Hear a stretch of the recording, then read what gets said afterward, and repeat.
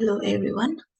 This presentation is about my research topic, comparison of property of self-healing geopolymer concrete and ordinary Portland cement concrete. These are the topics that I'll be talking in my presentation: introduction, literature review, research design, materials that I'll be using, experiments that I'll be conducting, advantage and disadvantage of my research, and reference. So let's start with introduction. In the construction industry, concrete is the most used material, but it's not only the most used material, but it also has the highest contribution in the emission of CO2, that is carbon dioxide, also known as greenhouse gas. Due to this, researchers are researching on geopolymer concrete. Geopolymer concrete are made from byproducts like fly ash, ground granulated blast slag, ground blast furnace slag, rice husk, etc. And they are also researching on placing cement with geopolymer for binding agent in concrete.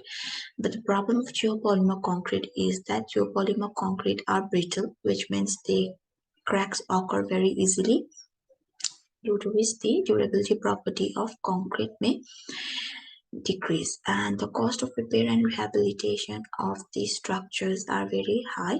So for this, the solution is self-healing geopolymer concrete. Self-healing geopolymer concrete contains a healing agent and an activator which heals the crack by itself, and this has led to me in researching the properties of self-healing geopolymer concrete and comparing it with ordinary Portland cement.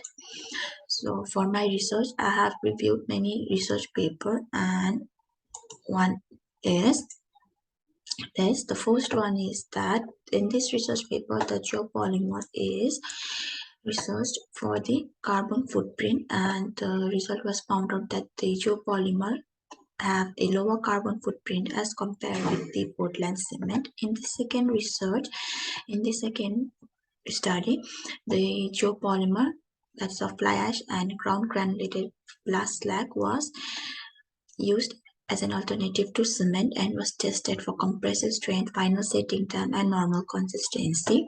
And the result was found out that the fly ash and ground granulated blast slag although decreased the setting time, but the compressive strength was increased.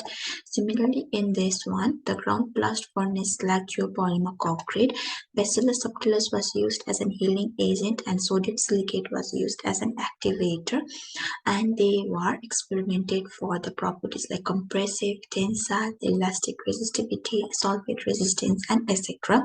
The result that they found out was that the ground blast furnace slag geopolymer concrete yielded a very high value in terms of mechanical durability and durability properties. So, but from the research paper, what I found out was that the research had only results about hard properties, whereas in concrete, both fresh properties and hard properties affects the concrete performance. So, what is fresh properties? Fresh properties as the property of the concrete during its plastic state that affects the concrete long-term performance. So, for my research, the materials that I'll be using is ordinary Portland cement for normal Portland cement. Then for GPC, it will have ground blast furnace slag. Then as a healing agent we have Bacillus subtilis, and as an activator I'll be using sodium silicate. Then the experiment that I'll be conducting to compare the properties in GPC and OPC are water cement ratio, slump test, VB test, compaction test, air content test, consistency test, bleeding test.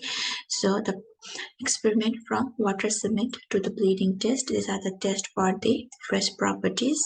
Then for hardened properties we have compressive test, then we have flexural test, then we have the rebound hammer test. So the advantage of my research is that it helps in detecting the changes that may occur in concrete in long term, and we get a proper assessment of a material before only. And the disadvantage is that addition of admixtures like the superplasticizers or water reducers may change the data of my research. and some experiment results are not obtained immediately or may not be reliable, as the uses of concrete in specimen and an actual structure varies. Therefore, these are the advantages and disadvantages of my research, and this is the reference that I have used. Thank you.